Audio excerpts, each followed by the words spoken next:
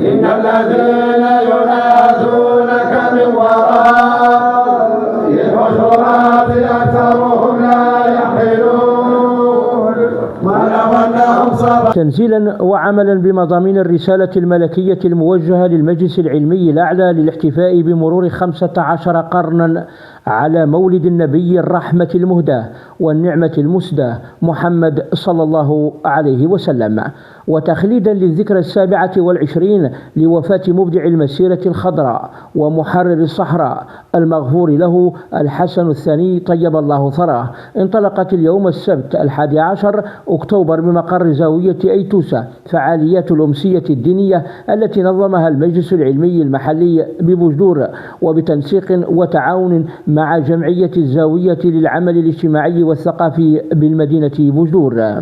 الأستاذ محمد الإدريسي عضو المجلس العلمي المحلي لإقليم بوجدور يأتي هذا النشاط في إطار تنزيل مضامين خطاب الرسالة الملكية السامية التي وجهها مولانا أمير المؤمنين جلالة الملك محمد السادس حفظه الله للعلماء لإحياء حدث مولده صلى الله عليه وسلم بمرور 15 قرنا على ميلاده.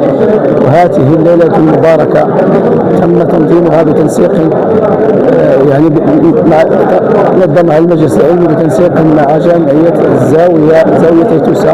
هذه الليلة المباركة التي اشتملت على كلمات مداخلات تهم الرسالة الملكية السامية واستحضارا لبطولات بيان المغرب جلالة الملك الراحل الحسن الثاني طيب الله ثراه، وذلك بمناسبة ذكرى وفاته.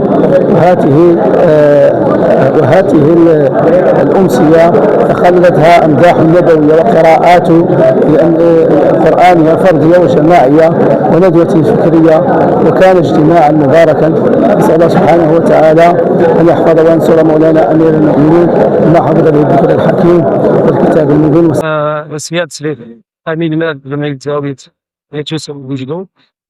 نظم اليوم المجلس العلمي المحلي لإقليم بوجدور أمسية دينية لتنسيق مع زاوية أيتوسة من أجل احتفال بتمام 15 قرن على مولد الرسول صلى الله عليه وسلم، وكذلك إحياء ذكرى 27 لوفاة ويغفر له حسن الثاني.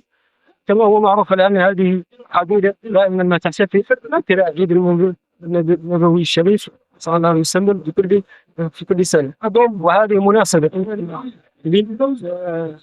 للتلاحق والترابط ما بين القبيلة وكذلك التشبث في افتكاسات هذه الدولة. وقد تضمن برنامج الحفل الديني المنظم بعد صلاة العشاء فقرات استهلت بافتتاح آيات من الذكر الحكيم، كلمة المجلس العلمي المحلي لإقليم بوجدور والتأطيرية والتقديمية من طرف الأستاذ رئيس المجلس السيد الأستاذ الحاضي مصطفى، ثم تنظيم ندوة علمية تتضمن ما يلي: العرض الأول في موضوع التعريف بسيرة وحياة الملك الراحل مولانا الحسن الثاني رحمه الله للأستاذ يحظيه باية عضو المجلس، والعرض الثاني في موضوع دور الملك الحسن الثاني طيب الله ثراه في خدمة الإرث النبوي الشريف للسيد رئيس المجلس العلمي المحلي لبوجدور.